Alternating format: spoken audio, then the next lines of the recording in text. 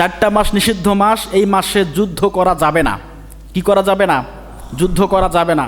এ মাসে জেনার কাজে লিপ্ত হওয়া যাবে না, মদ্যপানে লিপ্ত হওয়া যাবে না, মারামারি করা যাবে না, হিংসা বিদ্বেষ সব ভুলে গিয়ে এই মাসে নীরবতায় থাকতে হবে, সুশৃঙ্খলভাবে থাকতে হবে। এমনকি রাসূল সাল্লাল্লাহু আলাইহি সাল্লাম হাদিসের মধ্যে বলেছেন, এ মাসে কাফির মুশরিকরাও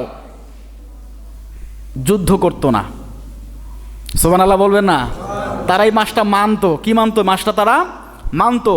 রাসূল কখনো যুদ্ধে লিপ্ত হতেন না এই কয়েকটা মাসে। তার মধ্যে শাবান মাস অন্যতম মাস। রাসূল সাল্লাল্লাহু আলাইহি সাল্লাম এই শাবান মাসের গুরুত্ব দিয়েছেন। সব সময় আল্লাহ রাসূল বলতেন, আল্লাহুম্মা বারিক লানা ফি রজব ওয়া শাবান ওয়া বাল্লিগনা রমাদান। বলি সুবহানাল্লাহ। আল্লাহ রাসূল বলতেন, রব্বুল আলামিন রজব এবং শাবান মাসের বারাকত আমাকে দান করো, এর ফজিলত আমাকে দান করো, আর রমাদান মাস পর্যন্ত অন্ততপক্ষে হায়াত রাখিও, রমাদানের রোজাগুলো যেন করতে পারি। এই দোয়া রাসূল সবসময় করতেন। এজন্য রজব মাস আর শাবান মাস আসলেই আমরা এই দোয়াটা পাঠ করি, আল্লাহুম্মা, হে আমার রব, বারিক লানা, আমাকে আপনি বরকত দিন, বারাকা দিন, রহমত দিন, ফি রজব ওয়া শাবান, রজব এবং শাবান মাসের ফজিলত বারাকা আপনি আমাদের দান করুন, ওয়া বাল্লিগনা রমাদান, রমাদান মাস পর্যন্ত আপনি আমাকে পৌঁছাইয়া দেন, যেন আমি রমাদানের আমলগুলো করতে পারি। রমাদান মাসে কোনো যুদ্ধ করা যাবে, বিদ্রোহ করা যাবে, মিথ্যা কথা বলা যাবে? মিথ্যা কথা বলা যাবে। রমাদান মাস হচ্ছে আমাদের জন্য ট্রেনিংয়ের মাস। কিসের মাস? ট্রেনিং। দেখেন না, পুলিশ, বিডিআর, আর্মি যারা আছেন, আনসার বাহিনী যারা আছেন, এনাদেরকে ট্রেনিং দেওয়া হয়। কি দেওয়া হয়? ট্রেনিং দেওয়া হয়। যুদ্ধের জন্য প্রস্তুতি তারা নিচ্ছে। কিভাবে আসামি ধরবে, কিভাবে যুদ্ধের ময়দানে টিকে থাকবে, এরকম ট্রেনিং দেওয়া হয়। আল্লাহ পাক রব্বুল আলামিন এরকম ট্রেনিংয়ের একটা ব্যবস্থা আমাদের জন্য করে দিয়েছেন।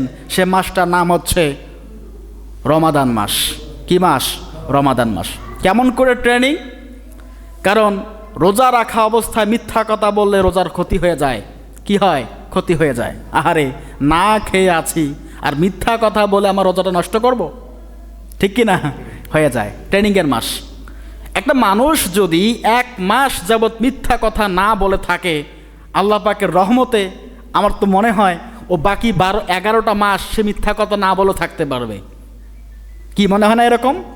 যদি আমরা একটা মাস মিথ্যা কথা না বলে থাকি, রমাদান মাস আমরা মিথ্যা বলছি না, যদি 1 মাস মিথ্যা কথা না বলে আমাদের চলে যায়, তা বাকি 11টা মাস কি মিথ্যা কথা না বলে যাবে না? যাবে তো, ইনশাল্লাহ যাবে। যদি 1 মাস আমরা হারাম না খেয়ে চলতে পারি, বাকি 11 মাস কি হারাম না খেয়ে চলতে পারবো না? অবশ্যই পারবো। সম্মানিত হাজিরিন, রমাদান মাস হচ্ছে ট্রেনিংয়ের মাস। আল্লাহ পাক রব্বুল আলামিন এই রমাদান মাসের মধ্য দিয়ে আমাদের তাকওয়া, আমাদের ভয় ভীতি, আল্লাহ পাকের উপর বিশ্বাস, ঈমান বৃদ্ধি করার জন্যই আমাদেরকে আল্লাহ পাক রমাদান মাস দিয়েছেন। অন্য অন্য নবীদেরও রমাদান ছিল বা রোজা ছিল, কিন্তু আমাদেরটা শ্রেষ্ঠ। আমাদেরটা কি? শ্রেষ্ঠ। ইয়া আইয়ুহাল্লাযিনা আমানু, ওহে ঈমানদারগণ, আল্লাহ পাক ঈমানদারদের ডাক দিয়ে বলছেন, কুতিবা আলাইকুমুস সিয়াম, আমি তোমাদের উপরে সিয়াম ফরজ করে দিলাম। কুতিবা আলাল্লাযিনা মিন ক্বাবলিকুম লাআল্লাকুম তাত্তাকুন। কেমন করে ফরজ করলাম? তোমাদের পূর্ববর্তী যারা মানুষ ছিল তাদের উপর আমি সিয়াম, এই রোজা ফরজ করে দিয়েছিলাম, তোমাদের উপরও ফরজ করে দিলাম। কেন ফরজ করলাম? লাআল্লাকুম তাত্তাকুন, যেন আমি আল্লাহ পাকের ভয় তোমাদের অন্তরের মধ্যে পয়দা হয়। সুবহানাল্লাহ বলি। এটা আমাদের জন্য ভালো না খারাপ? ভালো। সবই আমাদের জন্য ভালো। আমরা সব সময় এটা মাথায় রাখবো, এটা চিন্তা করব, আল্লাহ পাক যা করেন আমাদের ভালোর জন্যই করেন।